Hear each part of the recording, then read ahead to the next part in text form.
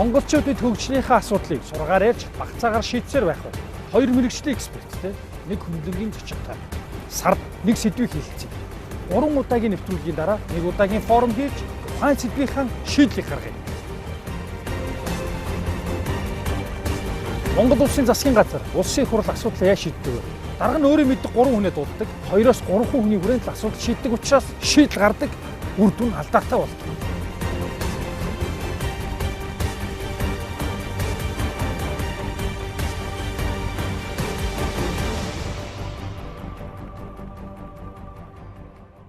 Тэгэхээр багш бид нэр 25 дугаар суугдлын үзээр хөгжлийн тухай диалог гэдэг нэвтрүүлэг эхэлж байгаа юм.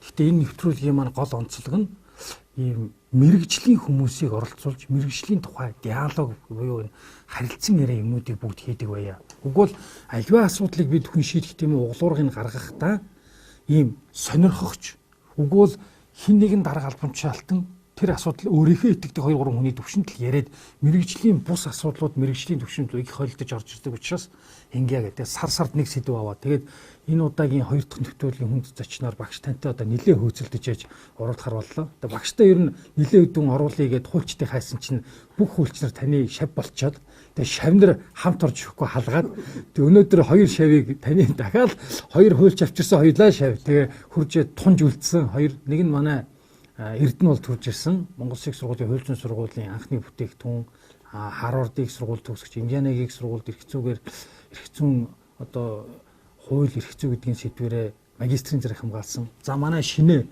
бас Монгол Улсын сургуулийн манай үе дотор эрдэм шинжилгээний хуралд их мундаг ордог байсан манай шинэ. Тэгээд 50-нд бас үндэсний их сургууль төгссөн. Одоо яг мэрэгчлэрээ хууль чөмгөөлөгч гэдэг энэ салбарт явж байгаа. Энэ сарын үндсэн сэдв маань бол ер нь эрх зүйд төр шудраг ёс энэ хуулийн үнэт зүйлсүүдтэй холбогдолтой сэдвүүд шүүх эрх мэдэл гэдэг сэдвүүдтэй явж байгаа.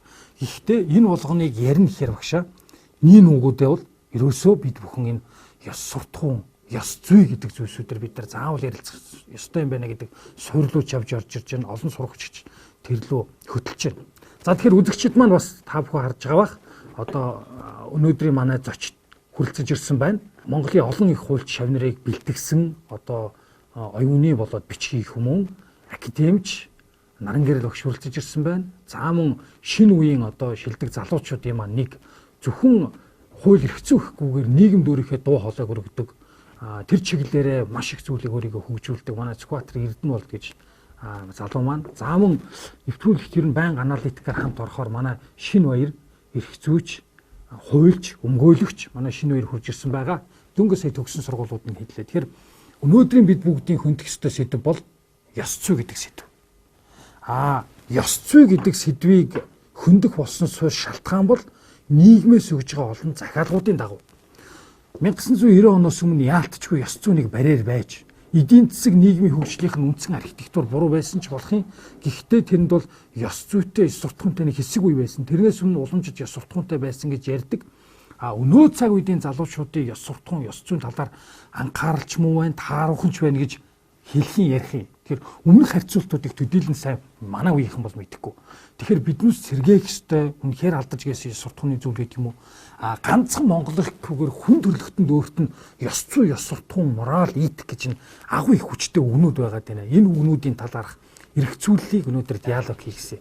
Тэгэхээр багшаас яриагаа эхлэе. Гэхдээ ер нь улс орны хөгжил дэвшлийн одоо их хөөсрөний ёс суртахуун байна. За эхлээд бид нэг ёс суртахуун гэдгийг маш сайн ойлгох, нийгмэр болох хэрэгтэй. Энэ хүн төрөлхтөн өөрснийхөө дотоод ухамсарыг судлаад нэг 100 орчим жил болж байна.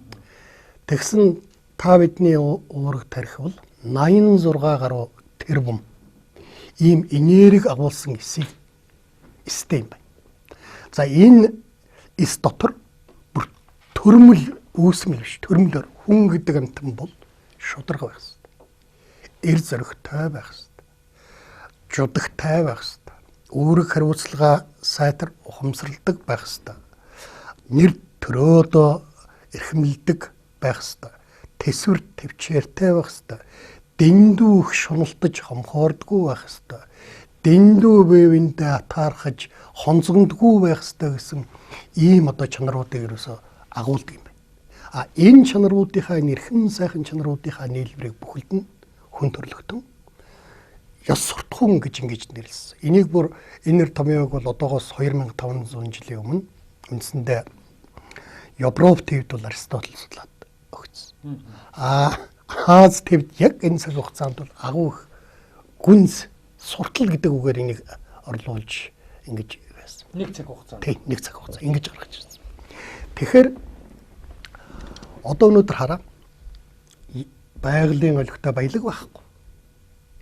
Гэтэл Япон улс, Японы ард түмэн дэлхийн шинжлэх ухааны технологиг тэргүүлээд дэлхийн хамгийн өндөр ёс суртахуунтай одоо ард түмэн маш их ажиллаж хөдөлмөрч, шудраг сэтгэлийнхаа хөврлийг хадгалж чаддаг тэсвэр төвчтэй. Учир нь юу юм?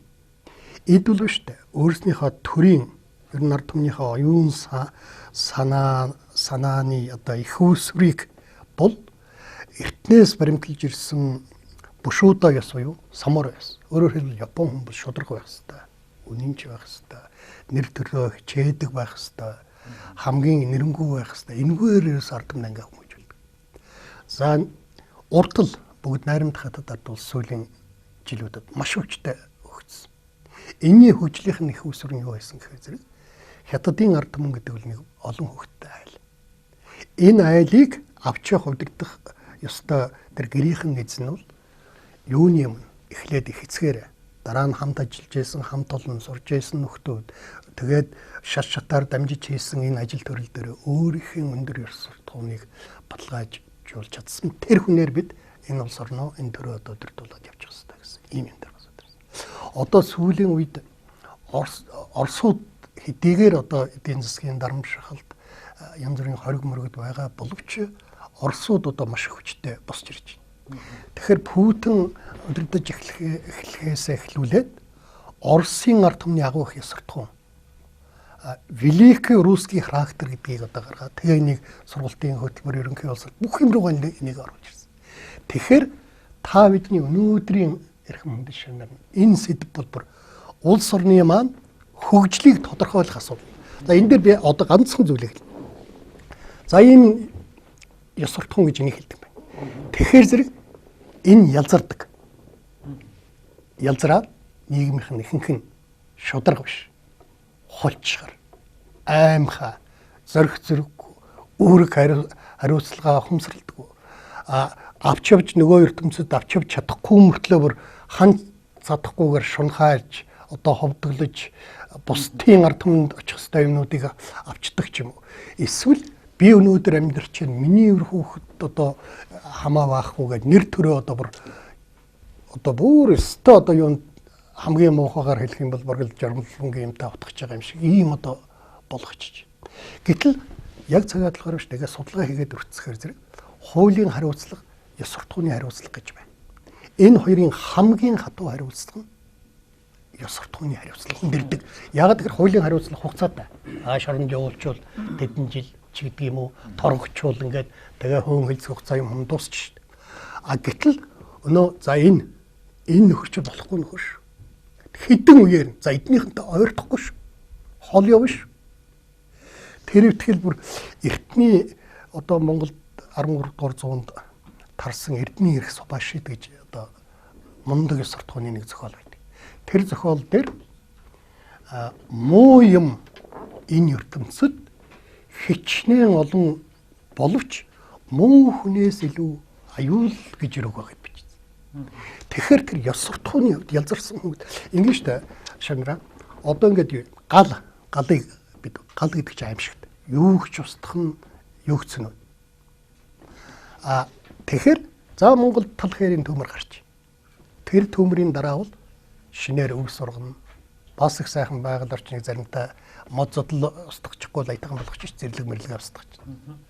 Хэрвээ хүний өөрөг тархинд тэр ёс суртахууны одоо ялзарл, тэр хормоо санаа, тэр дэндүүх шунхаарл энэ юм бий болчвол эний чинь энэ ингээд шүглээд ирэхээр энэ арилгахад маш их төвд. Хор уршгийн тэгээ энэ нийгэмд бүр аюултай болдог. Тийм учраас өнөөдрийн Монгол орны хөгжлийн бүр одоо цагаан толгой үсэг анги сурж байгаа гэж бид өөрсдөө бодох юм бол ерөөсөө ёс зүйтэй, ёс суртахуунд байгаа шүү гэдгийг би одоо онцлж эхлээд хэлбэр. Ёс суртахуун хүнд эхлээд удмаар ирж гэр бүлээр төлөвшөж, өөрийгөө хөгжүүлж нийгмээс авах дөрвөн замаар дамжин ирдэг. Монгол улсын шинжлэх ухааны гавьяат зүтгэлтэн, академич, доктор профессор, хуульч, Содов Сүрэнгийн Наран гэрэл. За одоо Эрдэнэ улдаас яг дараагийн асуултыг асуумаар байна. Тэр нь за багш нь уламжлалт суурьуудын тухай ярьлаа хөө. За энэтэй холбогдлолтой яриа болон бусад зүйлсүүд хүн зэнтэй сонсогч. Гэтэ чамаас нэг сонсомоор байгаа зүйл чинь чи Харвардд Kennedy School of Harvard яг энэ төрийн удирдлага, төрийн менежмент, за тэрэн дотор байдаг яг энэ манлайлагч хүн, тэрнтэй холбогдлолтой ёс зүй өнтер гэдэг сэдвэр тэр чи хичээл сонссон те суралцсан. Тэгэхээр ер нь тэнд байдаг ёс суртахуун, ёс зүй гэж Харвардд яг юу заадгийг, юу мэддгийг. А тэрийг тэнд сурсан хэсгээс улдаар үндсэн суурь нь Монголд байгаа энэ хүмүүжил, Монголд байгаа залуучуудтай хамааралтай зүйлсээ авч үзэхээр юу байдгийг нэгдүгээр.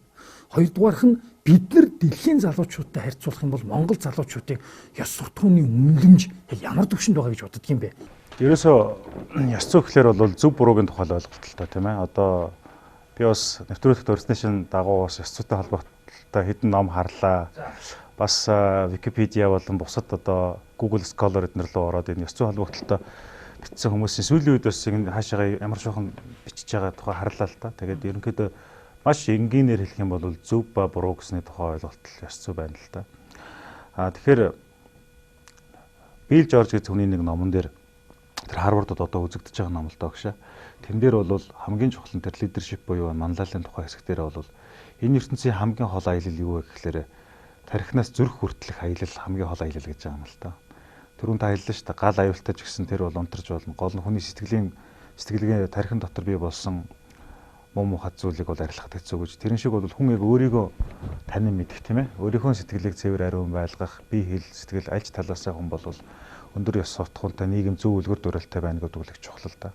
Тэгэхээр зүгээр одоо нэг ийм ойлголт байгаа юм. Америк хүн, Монгол хүн, Хятад хүн гэлээхэд гурлал аз жаргал тэмүүлж байгаа шүү дээ. Тийм ээ. Ер нь хүний уг мөн чанар чи өөрөө тийм шүү дээ. Тий, аз жаргал тэмүүлж байгаа шүү дээ. Тэгэхээр аз жаргал тэмүүлж байхад маш олон одоо бэрхшээлийг даван туулах ёстой. Төрөний хэлж байгаа одоо багшийн хэлдэгчлэн одоо эр зөрөгтэй байх ёстой, шунал совдоггүй байх ёстой эднэр гэдэг ойлголтууд хамгийн эхлээд ерөөсөө тэр аз жаргал буюу тэр happiness гэдэг юм тэмүүлээд байгаа шүү дээ. Гэдэгт тэр зүйл рүү тэмүүлэх явцдаа янз бүрийн одоо нүгэл хэлэн залдаа тийм ээ. Гарах уугүй юу, хүмүүсийг хохирох уугүй юу гэдэг чинь ёс зүйн болон хуулийн хариуцлагатай байгаад байна л та. Тэгэхээр эндээс хөгжлөх чинь ихлээрээ зүгээр Харвардд тэгж заадаг, ингэж заадаг гэдэг бол тийм өөрөөсөө л ойлголтож магадгүй.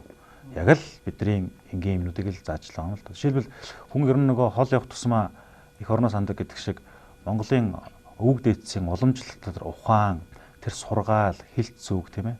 Тэр хүн ахтай дээлцахтай сууж явсан барсаас цулуус суусан шаазгаа дээр эвч шаазгаа буг барьж гэдэг юм уу те. Тэр нэг хоёрхан үгэн дотор монголчуудын өвөг дээдсийн ямар их ухаан байд юм бэ гэж. Өнөөдөр ингээд ямар нэгэн онол шинээр гарч байгаа ч гэсэн тэр нь удаан хугацааны туршилтан дээр тулгуурлаж гарч байгаа ч гэсэн ямар нэгэн онолыг ингээд Монголын өвөг дээдсийн нүүдэлчдийн тэр соёл иргэншил дотроос хайхаар ямар нэгэн байдлаар дүүцчихлээ юм л та тийм ээ. Одоо эзэн хичээвэл заяа хичээнэ гэдэг чинь болвол тийм ээ нөгөө Черчиллийн хэлдэг хизээч битгий бууж гэдэгтээ дүүцдэг ч гэдэг юм уу те. Тэр хүн төрлөختний тэр одоо өв гайхамшигтай. Би зөвхөн Наран гэрэл огшийг ирсэн дээр уулзж байгаа дээр нэг юм хэлэхэд бол Наран гэрэл огшийн тэр нуус төвчний судлал байна шүү дээ тийм ээ. Одоо шилбэл Америк болон баруун Европт бол Библи байна тийм үү. За зүүн Европ болон Оросд бол Knights буюу нөгөө рицар маягийн ёс байна тийм ээ. Хятад болохоор күнзийн, бомбын, Японд дөрөв та хэллээ биш одоо самурай гэдэг шиг Монголд яг юу байсан бэ гэхээр яг ингээд ухаа тайгаад уудлаад үсгэхээр нуус товчон дээр л тэр ёс зүйн кодууд байна л да. Тэ бид нар одоо шилбэл герман хүн шиг цагаар, япон хүн шиг цагаар гэж байгаа ч гэсэн жамуух хэлдэг шүү дээ. Борооточ болзоонд буухаж тэ, хуралдаж хуралдаа буухаж тэ, зээгээс хосорсныг зэрэгээс хасъя. Монголчууд заа хандгартан буюу гэдэг чинь тэр бол маш тийм нарийн дэглэм. Тэр нь юу юм? Заа хандгартан гэдэг чинь бямсрангуй хэлсэн үг биш юм уу? Хэлсэн үгэндээ л эзэн бол заавал яваагүй байх гэсэн үг. Нууц төвчөнд байдаг. Нууц төвчөнд. За. Тэгээд тэр чинь ерөөсөө тэн дээр чинь зөвхөн нөгөө эхнэр нөхөр хоёрын хоорондын харилцаа, ан нөхдийн хоорондын харилцаа урвал яах юм те. Хүн одоо шилбэл хүн хөтлөө одоо өөрийнхөө жанжин хааны төлөө тэмцээд тэгээд одоо бууж өгөө. За одоо аль гэвэл алга дарам газрыг өмхөрүүлэх газар байна тийм ээ. Хэрвээ хал гэх юм бол хадч болоо хэмхэртэл байлдах ухаан зориг хоёр байна гэл. Гэхэд Чингис хаан тэр өөрийнх нь хүзүүг хүртэл хараад алангаа алдсан хүний авиас чадвар, шударга чанарыг нь үнэлж дэвшүүлээд өнөөх нь 6 дахь зэв жанжин болоод одоо Европыг донслогч байгаа жишээтэй. Тэгэхээр энэ төрлийн судалгааг бол манай нараа өгш бол гомхой гайхамшигтай хийж байгаа. Нараа өгшийн тухайд би нэг 2 өгүүлбэрлэлчээ. Маах нэг чойном тулгсан ял гээд ирээдүйд ардчил гарч байхад бол хүн бүхэн л одоо нийгмийн шилжилтэнд янз бүрээр хандж байхад бол наран гэрэл өгш бол энэ чойном тулгсан ял гэдэг юмыг авч нам болгож гаргасан байдаг байхгүй. Тэр хүн 90 онд шүү дээ. Чи одоо 27 жилийн өмнө те нийгмийн шилжилтийн үед тэр хүмүүсийн сэтгэл зүйд бол маш хүчтэй нөлөөлж ирсэн тэр чойномын тийм эрхчлөөний тухай тэр одоо тэмүүлэлт хэсгийг гаргаж тавьж ирсэн. Тэгээд нараа өгшийн тухай зөндөл ном байл те нараа өгшин бичсэн эрх зүйн холбогдлолтой одоо эрүүг эрх зүйн маш олон төрлийн сайхан номнууд байгаагаас сүүлүүд гарсны номнуудын нэг нь юу Монголын нус төвчөн шүү дээ. Монголын нус төвчөн тэр ёс зүйн анализыг хийсэн байхгүй. Тэр эндээс зүгээр нөгөө яг юу дүгнж болох вэ гэхээр монголчууд бидэнд яг юу байгаа юм бэ гэдэг. Яг бид нар одоо хүмүүс 5-7 унж जैन, сүүлийн гар утас барьж जैन, мөнгөний санхүүгийн асуудал ярьж जैन, эрх зүйн хувьд те хуулийн шинжилэл эдийн засаг ярьж байгаа ч гэсэн хамгийн чухал юм бол монгол хүн байх. Монгол хүн гэж ямар айдентититэй онцлогтой юм бэ гэдгийг тодорхойлоход нуус төвчөө бидэнд аюул том хичээл бол. Энэ дээр нараа өгч маш том судалгаа хийж байгааг би баярлж байгаа. Залуус бид гаднаас ёс зүй зарчим хайх шаардлагагүй. Харин Монголын улс төвчөнд бидний мэдэж сурах ёстой бүх ёс зүй байгаа. Нэмж хэлэхэд ёс зүй бол мөнгөтэй байгаад сайжирдаг зүйл биш. Хуульч судлаач Сүхбаатарын Эрдэнэлт. Ёс суртахуун гэж юу хэлж байгаа гэхээр би түрүү хэлсэн. Одоо хүний хүнд үүсэл биш төрмөл байгаа. Хүний ёс суртахууны эрхэм сайхан чанар. За энэ ёс суртахуун. За хүмүүс хоорондоо энэгээрээ харьцаад ирэхээр зэрэг энэ зан суртахуун. За тий. Кастом. Тий. За дараа нь мэрэгжлийн болоод ирэхээр хуульчийн ёс зүй, эмчийн ёс зүй, инженерийн ёс зүй, улс төрчийн ёс зүй, төрийн албаных болохоор зэрэг ийм ёс зүй рүү орж, этик рүү ордог. Normative ethics гэдэг. Тэгэхээр энэ нэр томьёонуудыг нэгдүгээр одоо учрыг маш сайн болгох. За хоёрдугаар нэг бас нэг анхаарах асуудал байна. Хүн төрлөختөн анх үсээд бүгдээрээ өндөр ёс суртахуунтай. Тийм учраас эцэг өвгдийнхаа өгөнд ордог, аймаг овгийнхаа өдөртөгчдийн үгийг дуулдаг. Тэгэхээр зэрэг тэр үед бол хүнд ерөөсөө хууль баг хэрэггүй байсан. Гэтэл нэг хэсэг нь одоо ёс суртахуунаа ноцтой зорчуулаад чаддаг, дэгрэн том хийдэг, холбогддог ийм болоод ирэхгүй. Тэгэхээр энийг яаж зохицуулах юм бэ гэдэг хүн төрлөختний энэ асуудал үүссэн. Тэгэхээр зэрэг тэр үеийн одоо сууд гэдэг ерөөсөө юу яах вэ? Ер нь бүгдээс бүхэрдээс нэг татвар гэдэг зөвлөл. Хоримтлал бий бол. За энэгээр яах вэ гэхээр тэр иргэдээс сонгогдсон төлөөлөгчдийг хуралдуулъя. Тэгэд одоо яах вэ гэхээр зэрэг одоо хууль бүлээл хариуцлага гэж яриад. За тэгэнгүүт нь нэгэнт хуулийн тухай асуудал яриад ирэхээр нөгөө ял хариуцлагыг чинь биелүүлдэг шорон, гямдын, шүүх, цагдаа эдгээр. Эднийг ерөөсөө мэрэгжлийн улсуудаар хийлгээгээд тэгээд цэлэнжүүлээ. Өнөөдөр шүү. Өнөө татварх ингэж үс. Тийм учраас бол ерөөсөө хуулийн амин сүнс нь ерөөсөө ёстой. Тийм учраас хуулийн одоо их суурь нь бол ерөөсөө хуулийн их суурь нь энэ дайн дажныг зогсоох явдал юм байна. Хууль гаргаж байгаа үндсэн шалтгаан. Тэгээд Монтескоч аваачид хууль ёс суртахуун хоёрыг хооронд нь салгасан. Хуулийг юу гэж мань хүн бичсэн гэхээр хууль гэдэг бол хууль тогтоогчдын бодож улсруулсан нарийн тогтолцоо. Ёс суртахуун гэдэг бол ард түмний оюуны бүтээл. Энэ хоёр тустай байх ёстой гэсэн ийм онолыг бий болгоод тэгээ өөрийнхөө онолыг мань хүн төрийг хуваарлах 3 үзэл бодлыг аваачиж гаргад тавиад энэгээр нь өнөөдөр дэлхий явцсан. Манай улсын өнөөдөр 92 оны үндсэн хууль чинь бид одоо болохоо хэлж байгаа үндсэн хуулийн чинь онол энэ дээр хийгдсэн. Тэгэхээр энэ ёс суртахуун гэдэг энийг судалж энэ юм бол манай орны хөгжлийн бүр нэг тэргүүн зэргийн ач холбогдолтой ийм зүйл юм байгаа юм шиг. За баярлалаа. За шинэ дээрээ асуултаа тавь. Тэгээ энэний дараа дахиад яг нэг 2 бэлдсэн асуулт байна. Тойроод хүн болгоноос тэр яг асуултыг тавь. За шинэ юу яалаа? 50-нд сурлаа. Хятадтай байлаа. Гэхдээ миний сонссноор ингэж сонссон шүү. Яг их газрын хятад хүмүүс бичгийн соёл мөн тэр ёс суртахууны хувьд бол 50-нуудын хажууд маш их хичэд санаа зовдөг бөгөөд эднээс даган дуурайж сурахыг хүсдэг. Одоо яг би одоо чамаас суух гэдэг шүү дээ. Ерөн зүгээр ингээ харж байхад Аз руу 50 руу тэгээ ингээ яваад очиж байхад тэр хүмүүст байгаа тэр ёс суртахуун бие авч байгаа байдууд ямар юм бэ? За чи ер нь монголчуудтайгаа залуучууд тэр юм ингээ хуульч нартай тэнд байгаа хуульч нартай харьцуулахад юу бодогдов? ёс суртахуун гэдэг юм дээр одоо эрх зүйчд хуульчид энэ төр чинь ёс зүйг хамгийн түрүүнд үлгэрлэн дуурай сурталчилж ярьж явах хэрэгтэй юм шүү дээ.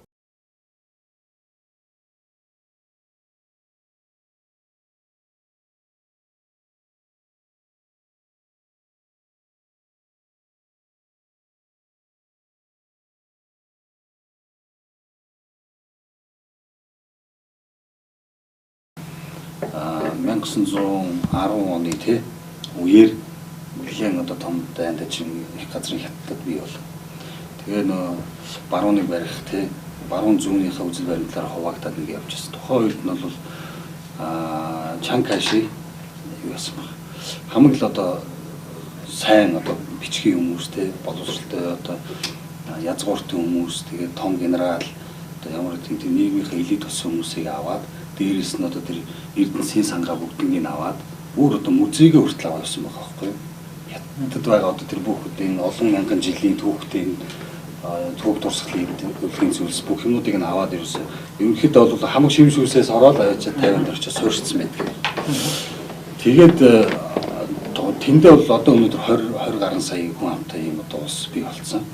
Харьцангуй бол ингээд хоорондоо ярьж байгаа юмнуудыг нь харахаар их газрын хятадтай одоо дургуйч гэдэг юм уу тий 50-нд байгаа хятадууд нь их газрын хятадууд болохоор 50-чудаас одоо ямар нэгэн байдлаар одоо ингээд битгэлцэж байд юм уу тий тиймэрхүү одоо улс төрийн асуудал дээр ч гэдэг юм ерөнхийдөө болгоомжлонгүй их ханддаг. Ягаад тэр чинь уг сурвалж байгаа нөгөө хүмүүс маань харьцангуйас өөрсдөөс нь соёлын үед тэр ухамсарын хувьд ч гэсэнтэй ингээд дээгүр байдаг гэдэг үзэл баримтчсан одоо болтол одоо энэ ард түмэнд байдаг юм шиг. Тэгээд ингээ яг миний зүгээр одоо 50-нд байсан хугацаанд мэдэрсэн зүйл юу байсан гэхээр одоо ингээл кампус дээр явж байгаа төрөвч онгоох жишээ нь тий төрөвч онгоочдаг уцаа ингээд суужсан газар мартаа явчихдаг. Тэгээд ингээд ирэх чинь маргааш нь ирэхэд 24 цагийн дараа ирэхэд нөгөөд маань яг байсан газар байж л байдаг. Тэгээ одоо гудамжинд явж ялаа гэхэд одоо нэг жоохон настай хүн тий их хүн жингийн одоо мачаа барьцсан ч юм ингээд тортойгоор явж хат ерөөсө бараг булаацалт нь олгоо би туслая гэж ингээд явдаг. Тэнд бол үнэхээр нь одоо ёс суртахуун бол нэлээд сайн мундаглын газар байлаа гэж мэдэрсэн. Товчхондоо ёс суртахуун болоод зөв бөгөөд сайныг эрхэмлэх, буруу бөгөөд муу цэрлэх зарчим. Бид үүнийг өдөр тутамдаа хүн чанарч гэдэг. Түүний мөн чанарт эрүүл мэнд буюу аз жаргал, хөдөлмөр буюу хөгжил дэвшил, байгаль орчин буюу оршин тогтнол, хайр буюу өгөх сэтгэл гэсэн үнэт зүйлс цогцлон байдаг. Орлого багтаа эдийн засгийн хямралтай үед гэмт хэргийн гаралт ихсдэг статистик баримт бий. Гэвч энэ нь ёс суртахуун мөнгнөөс хамааралтай гэсэн үг биш. Харин ёс суртахуунтай хүмүүс ялгарч буй үзэгдэл гэж ойлгох нь зөв. Хуульч өмгөөлөгч Мөнх цэцгийн шинэ баяр. За одоо яг нэг асуулт асууя. Нэг ингээ харахаар. За одоо ингээ ярихаар нэг би 2016 оны Harvard Business Review-гийн сэтгүүл гардаг штэ. Тэрэн дээр leadership, лидер хүний баримтлах ёстой 7 зарчим гэдэг юмыг харлаа л да. За чинь үнэхээр шилдэг лидер хүн бол нэг гэсэн чинь за strong moral-ын этик гэж байна. За хүчтэй моралтай этиктэй байх. Хоёрт гэсэн чинь одоо good communication гэж байна. За сайн харилцаа холбоотой байх нь гэдэг ингээд 7 шинж байна л да. Гэхдээ тэгээд ганцхан Harvard-ийн ихгүй ингээд альч сургуулийн альч номлыг харсан л тэдэн 5 зарчим, тэдэн 3 зарчим, тэдэн 8 зарчим, манай Монгол хүртэл тэдэн 9 зарчим гэж бүрэн байх. Маркетинг дээр хүртэл багшаа маркетингийн 7P, менежментийн 4C гэл ингээд төмөн юм байх. Тэр одоо эндээс нэг асуулт асууж байгаа нь 3, 4, 5 гэсэн зөндөө олон зүйлсүүд байна. Гэхдээ тэгвэл энэ байгаа ёс суртахууныг яаж би өөрийн болгодгийг? Ямар амьдралыг туулж би өөрийн болгодгийг? Уул уурхайд нэг баялаг газар дор бий болохын тулд заавал цаг хугацаа орон зайны нөхцөл үүснэ дээ. Тэр нөхцөлийг бид нар яаж үр хөвгтүүдтэй бий болох юм бэ гэдэг нэгдүгээр асуулт. Хоёрдугаар асуулт нь яг багшийн саяны хэлдэг нэг үгтэй одоо яг орлоо л доо. Энэ ёс суртахуун гэдэг зүйл чинь өөрөө хөгжлийн үндэс байдаг юм а гэж та хэллээ. Улс орн сайхан хөгжнө. Тэгэхээр хөгжин гэдгийг одоо улс орн болгон өөр янзаар тайлбарлаад байна. Яг өөр янзаар тайлбарлаад байна. За нэг хэсэг нь юу гэж үзэж байна гэхээр үгүй ерөөсөө нь хөгжил гэдэг зүйл чинь хөрөнгө капитал буюу энэ эд хөрөнгө л нэмэгддэг юм. Тэр битгий ийм судалгаа байна. Жилийн $75,000 цалин олохоос нааш тэр хүмүүсээс тийм өндөр хэмжээний урам зориг ёс суртахууныг хүсэх шаардлага байхгүй гэдэг. Бараг 2 жилийн өмнө нэг юм Нобелийн шагнал авчихна. За тэгэхээр хөрөнгө мөнгөтэй холбогдолтой асуудал байдаг юм байна хүн. Амжиргаа эдийн засаг бол ёс суртахууны зүйлийн нэг том хүчин зүйл мөн үү? За хоёрдугаарх нь хувь хүний хөгжил буюу энэ хүний би сая шинэгээ суугаад идэх энэ хүний оюун ухаан мэдлэг боловсролууд нь дээшлэх тусмаа тэр хүн бол маш их ёс суртахуунтай байдаг юм а. Өөрийгөө хөгжүүлдэг мэдлэгтэй гэдэг хүний хөгжилтэй хамаатай нэг хэсэг асуудлууд гарч ирэх юм. Дараа нь нийгмийн хөгжил, нийгмийн ёс суртахуун, нийтээр ёс суртахуунтай байх. Одоо жишээ нь социализмын үед нэг зүйл нийгмээрээ хүчээр итгүүлж яадаг шүү дээ. За энэ ч гэсэн бусад орнуудад байж гэн зарим шингэж эдийн засаг хөгжиж гэн хятадуудыг харж байхад энэ зүйлсүүд байдаг юм аа хөрөнгөтэй холбогдолтой зүйлсүүд, хувь хүнтэй холбогдолтой зүйлсүүд, нийгмийн асуудалтай холбогдолтой зүйлсүүд гэдэг ингээ олон асуудлууд гарч ирэх юм. Тэгэхээр асуух гэж асуулт маань бол хоёр маш энгийн. Нэгдүгээрт нь одоо энэ байгаа олон мундаг ёс суртахуун түүхэнд байсан л гэж байна. Одоо байгаа гэж байна. Уул зарим мартсан гэж байна. Энэ зүйлсүүдийг нэгтгэхэд гарсан тэр зүйлээ ямар аргаар үр хөвгтдээ өгдгийг хүн яаж олж авд юм бэ гэдэг нэгдүгээр асуулт. Хоёрдугаарх нь энэ хөгжил цэцгэл буюу ёс зүй гэдэг зүйлд чинь нийгмийн, хувь хүний өөрийн хүчин чармаалтын хөрөнгө мөнгөний нөлөөллүүд хэр байдаг юм бэ гэдэг асуудал багшаа. Ёс зүй гэдэг хамтын амьдралын үед л гарч ирнэ. Ганц хүнд амьдрал байхгүй тул ёс зүй гэж үгүй. Хүн хүндэл ёс зүйтэй хандна. Хэн хамгийн их алсын хараатай тодорхой зорилготой байна, тэр л хүн хамгийн ёс зүйтэй. Хуульч, хөгжлийн бодлого судлаач Буйнагийн ган очир. Тэгэхээр энэ ёс суртахуун гэдэг чинь өөрөө шүү дээ. Би төрүүлсэн энэ бол төрмөл. Тийм учраас юуны өмнө шүү дээ. Юу байдаг? Удамшдаг юм байна. Тэр эцэг өвгднүүдээс үе дамжаад явдаг. Удамшдаг. Нэг Хувь хүний хувьд шүү. тий, хувь хүний удамшин тий. За хоёрдугаар гэр бүлийн хүмүүжил. Наач асар хүчтэй нөлөө үзүүлнэ. За гэр бүл. За дараа нь жаахан ухаан ороод ирэхээр зэрэг өөрийн хүмүүжил гэж өөртөө тавих нь л одоо энэ. За энэ бол бие хүн болж ирж байна тий. За дараа нь тэгээд одоо нийгмийн нөлөөлөл тэр засаг төрийн шинжмийн одоо ингээл зүссэн зүйлийн одоо энд ингээд ороод энэ хэмжээнд энэ хүн одоо ингээд гарна. За түрүү манай Эрдэнэлд маань шав маань тэр аз жаргалын тухай одоо хөндөж их сайн. Үгүй ер нь аз жаргал гэж юу вэ? Яг наад асуулт. Тэгэхээр дэлхийн судалгаачид энэ чинь тав талаас нь судалсаар байгаа хамгийн сүүлд нэг юм төвлөд. Ерөөсөө хүн бол одоо наслах богино юм биш төвний амьдрал бас санаадлаар. Тэгэхээр энэ ахархан энэ амьдралынхаа хугацаанд сэтгэл тэнүүн л амьдрах. Satisfied гэж. Тэг сэтгэл тэнүүн амьдрах. Тэгэхээр өнөөдөр нэг уулын мохорт нэг Монгол малчаа ил баял. Яг мал сүргээ сайхан өсгөөд, өр хүүхдэн сайхан өсгөөд, тэднийг хоолундаар хандаад Монгол хангаад Монгол ёс заншлаа явахдаггүй. Тэр тэнд бол шүү ямар нэгэн үнэтэй хаус машин тэр юм дээр аль юус байхгүй. Тэгэл миний эсвүүд ингээл ирсэн. Энэ нэг ийм юм руу одоо орж ирж байгаа юм байна шүү. Тий. Өндөрлөгтөө. За одоо жишээлбэл шүү дээ. Одоо хараа энэ дээр чинь тэгээд тийм учраас цаашгаа энэ ёс суртахууны төлөвшлөлтөд нийгмийн зүгээс их анхаарах юм. Одоо ингээ гар утсан. Интернет. Энэ одоо банасны нас одоо энэ чинь Монгол нэг айлд байгаа өр хүүхдүүд эмээ өвөө хооронд харьцаа байлаа шүү дээ. Энэ цаашаа юу авчрах вэ? Шинжлэх ухааны техникийн дэвшил. Дэлхийн хэмжээний. Тэг дэлхийн хэмжээний. Одоо энэ нэгээ ерөөсөө нийгэмтэй хамааралтай асуудал тий. Тэг нийгмийн л одоо хөгжүүлэлттэй тий.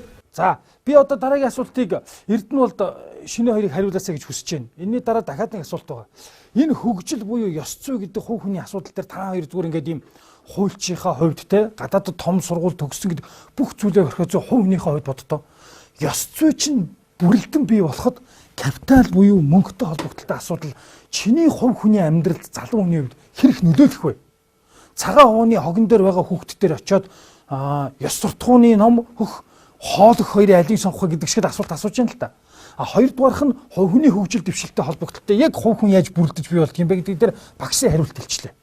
Дараа нийгэмтэй хамааралтай асуудал. Эхнийх дээр та хоёр өөрсдийнхөө бодол хариултыг хэлээч.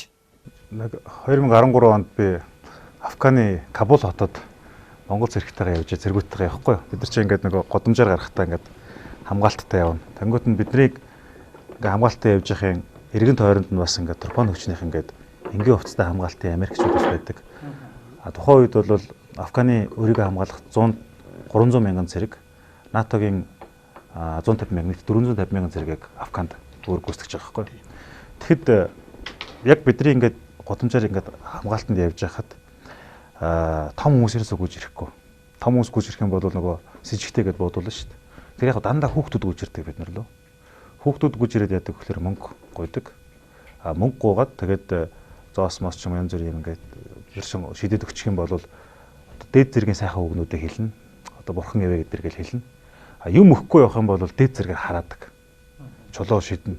Тэр нөгөө хүүхдүүд чулуу шитгэр чинь бид нар тэр хүүхдүүд ч яаж чадахгүй хамгаалал явна. Буудаж болохгүй. Тэгэхээр зүгээр тухайд бодогж ирсэн байхгүй тий. Мөнгө өгөх юм бол өрөөгдөн мөнгө өгөхгүй бол хараагдана тийм үү.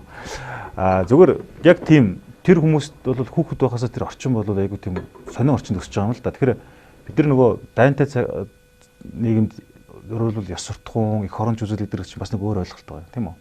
Манайх шиг юм инхийн газар бол арай өөр. Бидний хувьд бол зовлон гэж яриад байгаа зүйл бол одоо ядуурл бэрхшээл утаач гэдэг юм уу ингээд янз бүр юм ярьж болж байна тийм үү. Тэр бид нар хөрөнгөтэй холбоотой энэ хоёр зүйлийг санаа хэлэх гэсэн. Тэр бас өөрөө ярьжсэн нөгөө Ажимогло Робинсон хоёрын ягаад зарим ус одоо мөхөнд орооддаг вэ те? Ягаад зарим ус сэргэн манддаг вэ гэдэг дээр бол тэр номон дээр ч юм бол тэгж байгаа шүү дээ. Ерөөсөө тэр синагог гэдэг газар дээр одоо Мексик, Америкийн хэл шүү дээ. Нэг хүндий яг ижлэхэн хуучин болохоор болд төмрийн хууль гэж тийм одоо эдийн засгийн хөгжлийн хууль байна л да. Тэр болд төмрийн хууль нь яадаг гэхээр нөгөө экватороос холдох тусмаа хөгжилд тэлдэг, нэмэгддэг, экватор руу ойртох тусмаа хөгжил багасдаг гэдээ үзчихсэн. Хуучин бол улс орны хөгжлийг одоо газар нутгийн баялаг те эрсдэс уур амьсгалтай одоо гэдэг ч юм ингээд үзчихэл ягаад яг тэр Мексикийн тэр Америк хоёрын синагог гэдэг хүнд яг ижлэхэн байж нэг нь ягаад нэгнээс 20 дахин баян байгаа юм бэ гэдэг асуудал гарч байгаа байхгүй. Газар нутаг нь ижлэхэн. Тэгэхээр 17 дугаар зууны үеийн тэр одоо анх сүрчсэн иргэдээс тэр Покахонтас тэр гэл бидний нэг хүүхэлдэйн кинонд гардаг шүү дээ. Тэрний түүхээс эхсүүлээд тэр хойтлынх нь усууд бол тэмцэж чадсан. Тэмцээд хууль ёсыг тогтоож чадсан. Уртлынх нь болохоор тэмцээгүй. Испани болон Английн колоничлогчдод яах нь шууд буугаад өгсөн. Нөгөөдөл нь ч гэсэн эдийн засгийн яах нь бааз зөрбөлтөд газар болгоцсон гэж байгаа юм л. Тэгэхээр эндээс ямар логик гарч байгаа гэхээр хөрөнгө мөнгө ад жаргалч гэдэг юм уу тэр таны яриад байгаа satisfied одоо сэтгэл ханамжтай сэтгэл хэнүү амьдралд нөлөөлдөг гэхээр үгүй гэдэг байгаа байхгүй. Өнөөдөр жишээлбэл Скандинавийн орнууд байна тийм үү? Нэг хүнд оногдох дотоодын нийт бүтээгдэхүүн тэргүүлдэг орнууд байна тийм Норвег байна.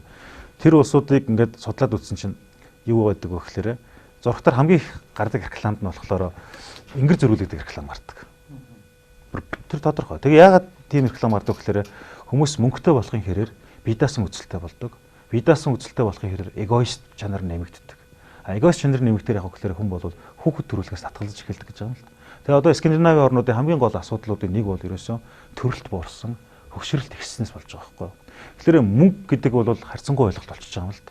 Гэтэл тэр happiness index-ийг Стэнфордоос гаргасан happiness index буюу таны түрүүний хэлдэг нөгөө сэтгэл төнөөн байх судалгаагаар Бутан жишээл тэргүүлчихэж байгаа байхгүй. Бутанд бол тэр хөгжилгээд бусад улсын дотоодын нийт бүтээгдэхүүнтэй харьцуулах юм бол хэдэн зуун дахин байгаа шүү дээ. Гэтэл яагаад тэр улсад хүмүүс нь сэтгэл хангалуун байгаад байна гэдгийг бас судлах хэрэгтэй л дээ. Тэгэхээр бид нар ингээд нэг 4-5 жилийн өмнө судалгаа хийж байгаа нэг юм туршилт хийсэн. Ямар туршилт хийсэн бэ гэхээр жишээлбэл Скандинавийн орнуудын нийт хүүхдүүдийн хичээлийн хөтөлбөртөнд 113 төрлөөр ёс зүйн хичээл орд юм байна.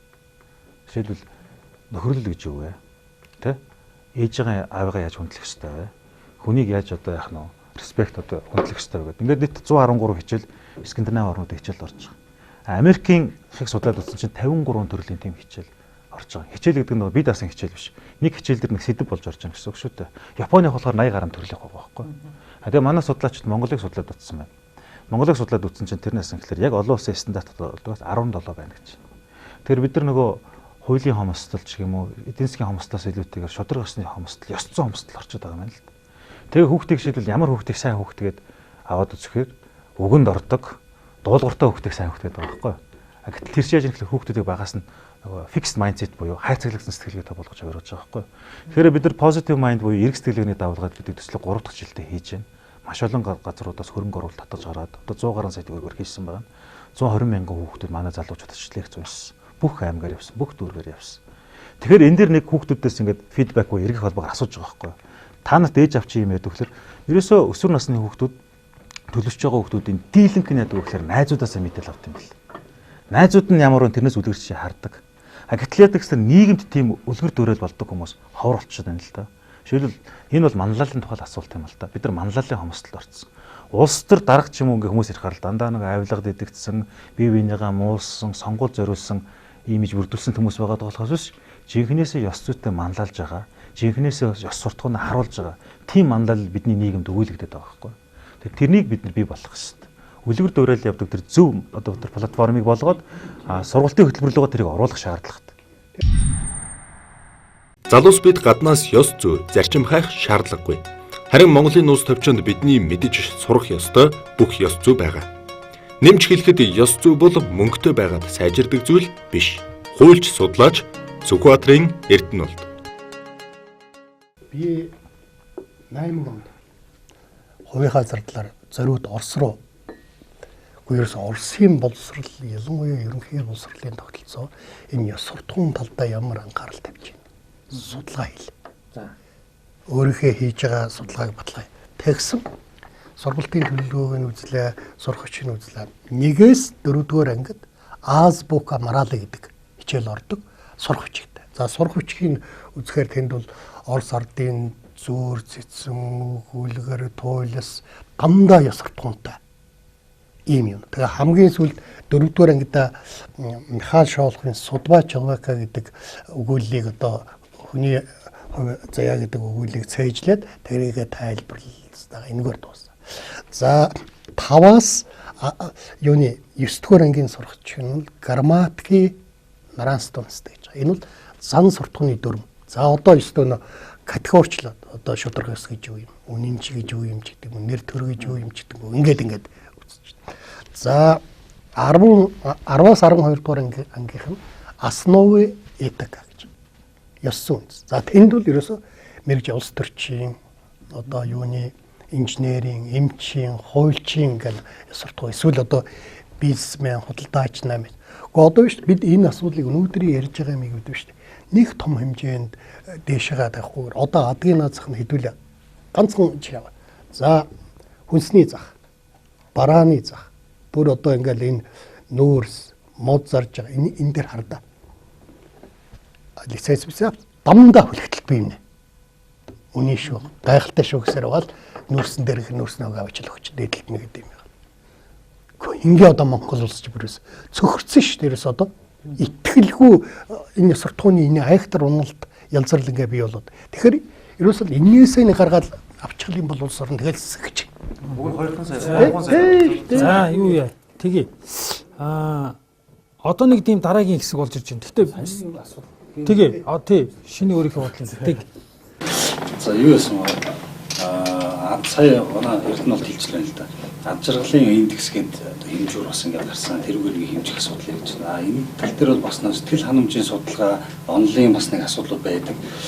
Херцберг гэдэг Фредрих Херцберг гэдэг нэг хүн 1950-аад оны үед энэ талаар ингээд нэлээд тийм дөрвтэй судалгаа бүтээлгээд энэ одоо өнөөдрийн судалгааны томоохон онол аргачлалуудын суурь нь олцсон нэг юм онолоо. Тэр нь юу гэхээр хувь хүнийг одоо ийм сэтгэл ханамжтай байх, ад жаргалтай байлгах одоо хүчин зүйлүүд бол ерөөсө хоёр байдаг юм байна. За яг одоо тэрийг хангаж чаддаг одоо хүчин зүйл нь юу вэ гэхээр одоо тийм материалын бос зүйлүүд байдаг. Тухайн хүн одоо өөрийнхөө яг чаддаг одоо ур чадвараа бүрэн дайчилж одоо ажиллаж чадчих нүггүй юу. Тэр хүний чаддаг юм хийлгүүлж чадчих нү.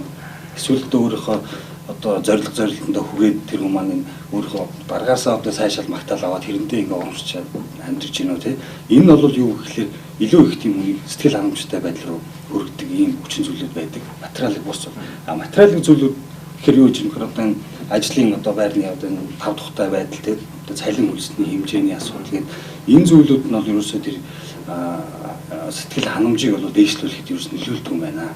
Энэ бол зүгээр л тийм одоо юу гэж тайлбарласан тийм ёс төдийч гэх юм уу тухайн зүгээр хэрэгцээний хэрэглээний асуудал яригдж байгаа. Тэрнээс биш бол яг сэтгэл ханамжийн асуудал ерөөсөө байдаг юм а гэдэг ийм судалгаа гарсан мэт. Энийгээ тэгээд мань хүн болохоор нэлээд одоо олон улсад одоо сургуулийн салбарт тий сургуулийн одоо ажиллагчид болон эмнэлгийн салбарт байгаа тэр эмч совилогч нар гэдэг бизнесийн байгууллагын одоо менежерээс ажилтнууд захирлууд хүртэл бүх хүмүүсээс судалгаа ингээд олон дахин авсны үндсэн дээр энэ бол миний бол батлагдж байна гэх ингээд хэлсэн. Энэ дээр нь үндэслээд одоо энэ Minnesota Satisfaction Questionnaire MSQ гэдэг long short гэдэг 100 асуулттай эсвэл 20 асуулттай гэдэг юм юу байгаа даахгүй хөлбөр. Энэгээр айгүй их олон ажилтнуудынхаа одоо сэтгэл ханамжийг ямар байна гэдэг хүмүүс хэмжиж ингэж явдаг. Гэтэ энэ маань одоо бас ингэж хөгж нийгмийн хөгжлөд байгаа сайжрал яваад байгаа. Тэгэхээр энэ дээр бол бас нэг юм судалгаа хийх юм лээ гэдгийг хэлмээр байна. Чи юм дагаж хэлэх гэж байна. Тэгэх гэж. За, За хоёрт нь бас нэг юм харагдаад байгаа. Юу гэхээр одоо гэмт хэрэг гэдэг бол угаасаа ёс суртахууны одоо зөрчлийн асуудал шүү дээ. Ёс зүйн асуудал. Гэтэл болохоор эдийн засгийн одоо хямралтай байх үед нийгмийн одоо энэ орлого багасах ийм үед бол гэмт хэргийн гарал бас ингэ төсөөд идэг юм судалгаа гэдэг тийм ээ. Бас нэг юм статистик үзүүлэлт гэдэг. Тэгэхээр эндээс дүгнж үзвэл бас нөгөө талаараа Шопенгауэрийн бас нэг үг гэдэг чинь ходоод нь хоос хүнтэй ёс суртахууны талаар бити юм яриараа гэдэг. Энэ өнцгөөс нь бас ингээд аваад үзэхлээр нэрнч одоо бас саяны тэр хөрөнгөний асуудал те хүний одоо өмжил орлогын асуудал нь бас тэр ёс суртахууны одоо хэм хэмжээг баримтлахтай бас холбоотой нэг уялдаатай байна уу гэдэг ийм бас нэг дүгнэлт гараад байгаа. Тэгэхээр энэ дээр багш одоо нэг байр суурилж байна. Энэ 50 60 70-аад онд уучин зөвлөлт тийм байсан Монголын эрдэмтэд байсан. Ерөөсөө л гэмт хэргийн үндсэн шалтгаанууд нь эдийн засаг. Тийм учраас одоо салин цагаа байр сус бүх юм л хангалтчгүй хүн гэдэг нь үсээ гэмт хэрэг алга болох байх. Тийм гэгэрч юм. Ийм ном явсан. Одоо энэ номд бол худлаа гэдэг нь бас батлагдаж байгаа. Ерөөсөө эцсийн нь магадгүй хүн торч үлбэрч өгч байгаа мөртлөө би гэмт хэргийн үлдэж өөрийгөө амжаах уу? Эсвэл үнэхээр нэг үйлгүйгээд энэ явах юм. Энэ чинь одоо жишээлбэл та нар нийслэлтийн ингээл туслан мөснүүд явж байхад зарим мод шүү дээ ингээд зүгээр одоо хог төөж амьдарч байгаа.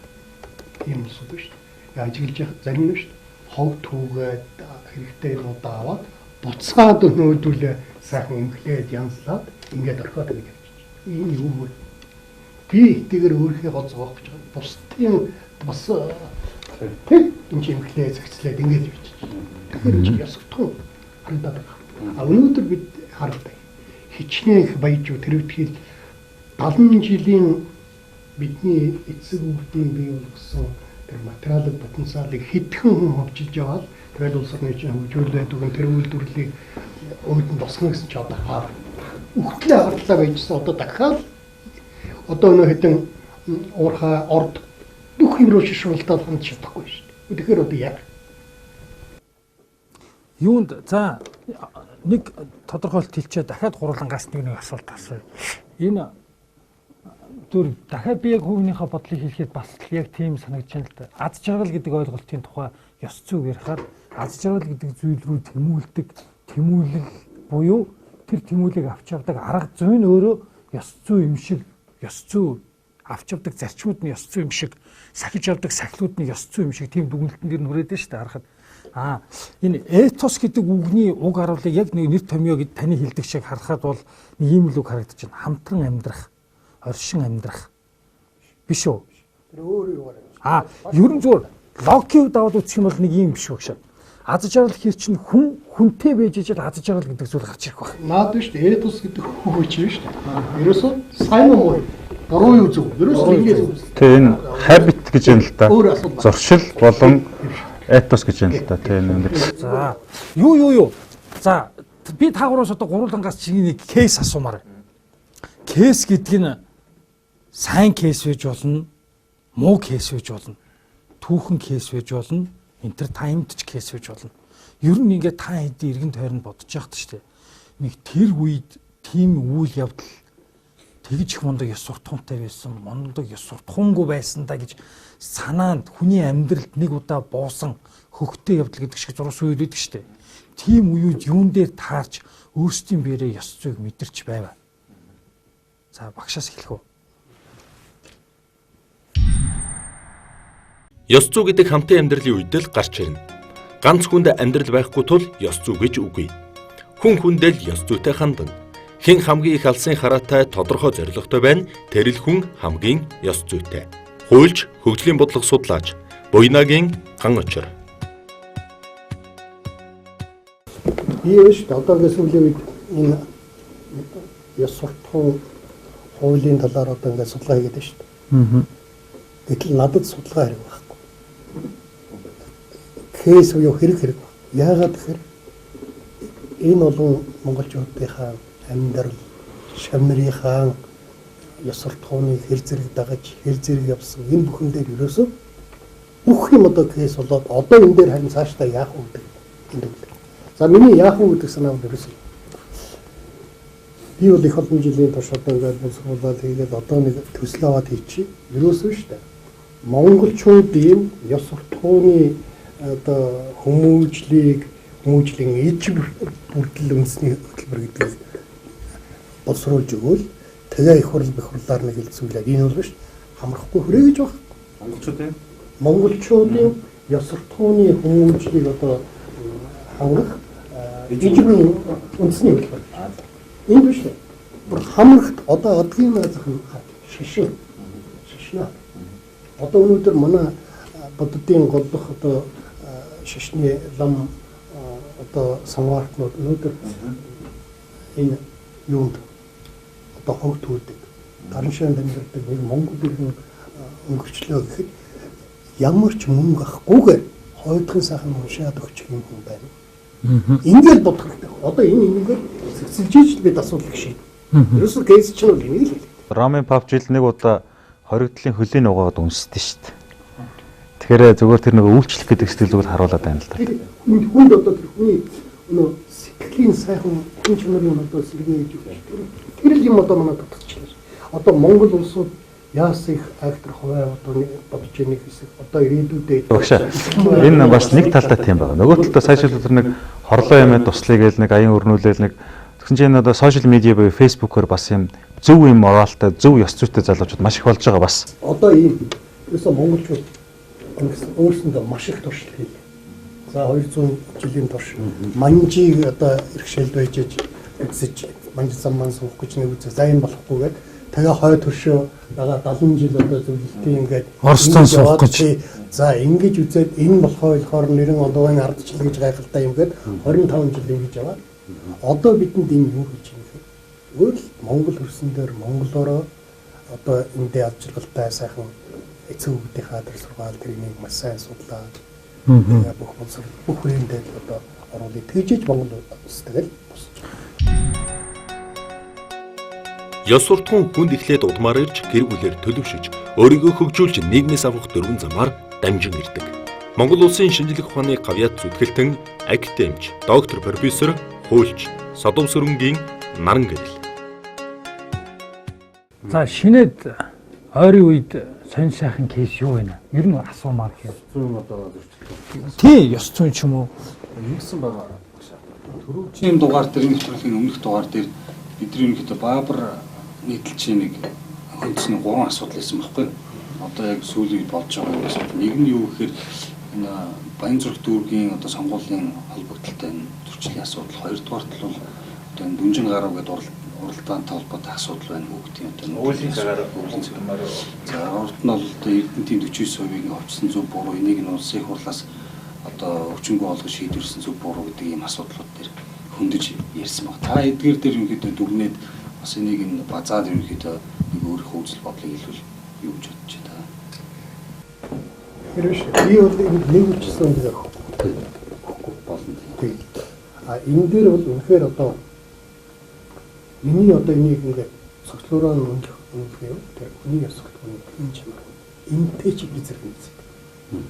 Тэгэхээр тийм юмнуудаас шалгуураа юу гэж үзэх вэ гэхээс хууль мөн үү шүү хууль зөрчил бид хэдэн чигдээс гарч чадахгүй. улс талаасаа ярина. Тэгээ улс талаасаа ярина. За тэгээ өнөөдөр яах вэ гэхээр хуулийн байгууллагын чинь үндсэндээ даалгавар гүйцэтгэж байна. Яагаад тэгэхээр би нэг үгүй хэлье. Манай одоо миний шавнар одоо та нар маань мэрэгжилтэй өмч байж үзэж байна. Мэрэгжлийн худалдаад одоо ингээд Монголын нийгмийг тэр шодрогоос тэр юм бүр баллаад байна шүү. Тэгэхээр зүгээр энэ диплом бүгд одоо хураалж. За одоо олон хүн буруудвал диплом хураалгах нь байна. Эрдэнэ бол чамд ер нь яг энэ ёс суртахуун гэж энэ юмыг мэдүүлж би нэг юм хоёр хүний зураг үзүүлэх гээд байна л да. Яг хоо би фэйсбүүкээр зөндөл юм шүү дээ. 2 центийн түүх гээл хар ажил эднэр гээл энэ фэйсбүүк дээр бол яг асуусан асуулттай ч холбоотой миний хувийн туршлагууд бий л дээ. Энэ нэг нь болохоор энэ Starbucks-ыг үндэслэгч Ховард Шүлц гэж залуу байхгүй. Тий. Энэ залуу яасан гэхэлэр нөгөө хүүхэд ухтай ядуу амьдэрдэг байсан. Тэгээ нөгөө аав нь замын ингээд нөгөө сайдвок гэдэг чинь явгууны зам дээр явж байгаад мөсөн дээр халтарч унаад гэмтчихгүй юу. Тэгээ нөгөө аав нөгөө хар ажил хийдэг, хоёр ажил хийдэг. Тэгээ хөрхөө нөгөө стресст ороод тэгээд нөгөө ганц амжуулгыг нь аав нь авчуудаг байсан. Тэгээд нөгөө нүдэн дээр нь амьдрал нь сүрхэхгүй эдийн засгийн хувьд.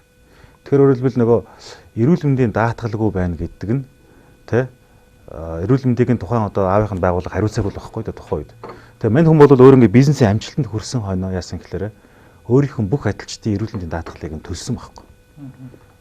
Тэнгүүт тэнд яасан гэхээр их өндөр цалинтай ажилд хүмүүс орох боломж байсан ч гэсэн энэ хоовор шүүлцэд өөрсөнд нь нэг тийм хайрлаж хандж байгаад нь баярлаад тэгээд маш үнэнч адилчтай бас өнөөдөр дэлхийн хэмжээний хамгийн том кофений шопыг одоо сүлжээ шүү дээ. Тэгээд яасан гэхээр мань хүний бас нэг хоёр дахь зорьсон юм юу гэхээр гэр ажил Starbucks гэдэг ийм одоо destination буюу юм хийсэн байгаа байхгүй. Яг тэгэхээр хоёр дахь гэр нь хоёр дахь ажил нь Starbucks. Хүн оронгууд кофе авахгүй ч гэж болно. Гэхдээ хамгийн тухтай орчинг бий болгоё гэсэн. Хүний төлөө явсан байхгүй. Тэр энэ болохоор яасан гэхээр альва бизнесийн амжилт гэдэг бол ерөөсө хүний төлөө байх ёстой гэдгийг хэлж байгаа. Нөгөө талыг нь энэ түүх Ричард Грассо гэж энэ Нью-Йоркийн хөрөнгөний биржийн дараагаар олон жил ажилласан хүн. Энэ хүнийг хүн яасан гэхээр олон жил 20 хэдэн жил болохдоо яасан гэхээр хоёр сургууль төгссөн гэж явж байгаад хуурамч диплом авсан байгаа байхгүй. Тэгээ яасан гэхээр маш их одоо тийм нөлөө бүхий болсон. Үнэхээр энэ хүн Нью-Йоркийн хөрөнгөний биржийн захирлаар ажиллаад амжилтанд хүрсэн ч гэсэн хамгийн сүүлд нь тэтгэврт гарахтай яг гэхээр $40 сая одоо тэтгэвэр хангамж авъя гэж хэлдэг. Нөгөөх нь боордон зөвшөөрөхгүйгээр мань хүнийг сохор зоосгүйгээр огцруулсан. Энийний дараа орж ирсэн хүн нь $1 цалинтай ажил би санаачлахаар ажилладаг гэж ажилласан байдаг байхгүй юу. Тэгэхээр амжилт гэдэг юм нэг одоо хэмжээр их өөр. Тэр хамгийн гол хэмжээр бол хүний төлөө юу хийсэн бэ гэдэг л чухал байгаа юм л та. Тэгэхээр зүгээр энэ Харвардын хамгийн сүүлийн үеийн кейс болохоор authentic leader гэдэг юм нэлээд модд орж байгаа юм л та. Бүгд судалсан. Өөрөөр хэлбэл жинхэнэ манлайлагч гэж. Жинхэнэ манлайлагчийн номер 1 шалтгаан бол ерөөсөө хүний төлөө байх л гэж хэлж байгаа. Кеннедигийн нэг хэлсэн үг гэдэг л да. Хүмүүсийн итгэлэг болохын тулд тэднийг хайрал, түүнийг нь хадгалахын тулд тэдэнд үйлчлэл гэж. Тэгэхээр энэ ч гэсэн нөгөө үйлчлэн манлайлах гэдэг бол маш одоо чухал болоод байна. Хуучин социализмын үед ч юм уу ерөн саяхныг болтлоо интернетийн хэрэглээ өргөн дэлгэр болохоос өмнө нэгээс бусад хүмүүст хандсан хандлага байжээ. One to many гэж хэлж байгаа. Нэг хүн зургатаар ярих юм бол энэ үний юм байна гэдээ ойлгочих болно. Нэг хүн одоо радиогоор ярих юм уу? Нэг хүн одоо сон дээр нэг юм бичээд бусад хүмүүс уншиж шүү дээ. Одоо энэ интернет чи юу болсон гэхээр many to many болцсон. Олноос олонд. Бид хоёр ярьж байгаа үед бид бүгд ярьж болж байгаа байхгүй. Тэр энэ тохиолдолд ямар цензуур хамгийн үнэнч байж байгаа гэхээр хүний төлөө хүнлэг байх, хүн чанартай байх гэж байгаа. Тэр нь одоо бидний нөгөө яриад байгаа энэ ёс зүй гэдэгтэй ёс суртахуунтайгаа толгойдсон. За өнөөдөр бид бүхэн ёс зүй гэдэг сэдвийг хөндлөө. За ер нь хүмүүс маань бүгдээрээ өөрөө өөрсдийнхөө үгнүүдийг бүгд хэллээ. За голчсон үгнүүдийг аваад үзье гэсэн чинь би голчсон үгээр дандаа багшийн үгнүүдийг биччихсэн байна. Гэхдээ манай хоёр бол бас их чухал санаануудыг хэлсэн. Хөгжлийн ер нь улс орны хөгжлийн үндэс бол өөрөө ёс суртахуун юм аа. За ёс суртахуун гэдэг энэ зүйл бол өөрөө яаж ирдэг вэ гэхээр нэр томьёог маш сайн ойлгох ёстой. Энэ ёс суртахуун дээр ёс суртахуун гэж өөрт нь ойлголт байна. За зан суртахуун гэж байна. Мэргэжлийн суртахуун гэж байна. Зан суртахуун бол нийгмийн харилцаа холбогдлолтой. Мэргэжлийн суртахуун гэдэг бол тэндээс гардаг ёс зүйтэй холбогдлолтой. Тэрнээс гадна нэг чухал ойлголт бол энэ ёс суртахуун болон хууль хоёрын хоорондын харилцааны асуудал гэдэг дээр дүгнж үг хэллээ. За мөн дахиад нэг асуусан чухал асуулт бол за ийм олон асуудал байдгийн байна. За мөн манай Эрдэнэболд бол шинэ хоёр маань хоёулаа хэлчихсэн. Ер нь уламжлалч юм сайн ёс суртахуун байна, түүхэнд ч юм ёс суртахуун байна, өнөөдөр ч хүн төрөлхтний ёс суртахуун байна. Тэгвэл тэр ёс суртахуун гэдэг зүйлийг бид нар үр хүүхдтэй хэрхэн өгч аз жаргалтай зөв хүүхэд бий болох юм бэ гэдэг дээр хувь хүнд бол ер нь дөрвөн хүчин зүйл нөлөөлдөг гэдэг ойлголтыг бол авлаа. Нэгдүгээрт нь бол яалтчгүй тэр хүүхдийн удам. Удам гэдэг чинь одоо би юу гэж ойлгож байна вэ гэхээр би сайн үр хүүхдүүдэд сайн ёс суртахуунтай байлгахын тулд би өөрөө зөв ёс суртахуунтай байх ёстой. Тэгжээ тэр зүйл удамшнаа. Хоёрдугаарх нь гэр бүлийн орчин буюу зөв гэр бүлээс зөв хүүхэд гарах нь. За дараагийнх нь хувь хүн өөрөө хөгжих. Хувь хүн өөрөө суртахууныг бий болгох тал дээр шинэ үеийн хэлсэн санааг нэмэх юм бол тэр хүн бол одоо нөгөө тайванчууд илүү их өөрийгөө хөгжүүлээд хятадуудаас илүү хүндлэгж юм шиг өөрийгөө хөгжүүлэх бодолтой байх хэвээр. Дараагийнх нь энэ бүхэл бүтэн нийгэм гэдэг зүйл чинь нөлөөлдөг юм а гэдэг зүйлээр ярьлаа. За хамгийн сүүлийн кейс дээр манай Эрдэнэболд бол маш их сонирхолтой кейсийг хэллээ. Тэрэн дээр бол тэр Starbucks-ийн хүн болон мөн дээрээс нь хөрөнгөний зах зээл дээр болсон алдартай одоо тэр баян хүний тухай энэ кейсийг хэллээ. За ингээд өнөөдрийн манай нэвтрүүлэгт академич, за Монголын олон хуульч эрх зүйчдийн багш, Наран Гэрэл багш, за мөн дээрээс нэмээд манай хуульч, за мөн улс төрч одоо олон гүн шингийн эзэн манай Скват Эрдэнэ бол за мөн хуульч, өмгөөлөгч манай шинэ үеэр оролцлоо. Хөгжлийн тухай диалог нэвтрүүлэгтэй хамт байсан 25 дугаар сургалтын үзэн суугаа бүх үзэгчдэд бүгдээрэнд нь баярлалаа. Дараагийн нэвтрүүлгээр дахин уулзъя.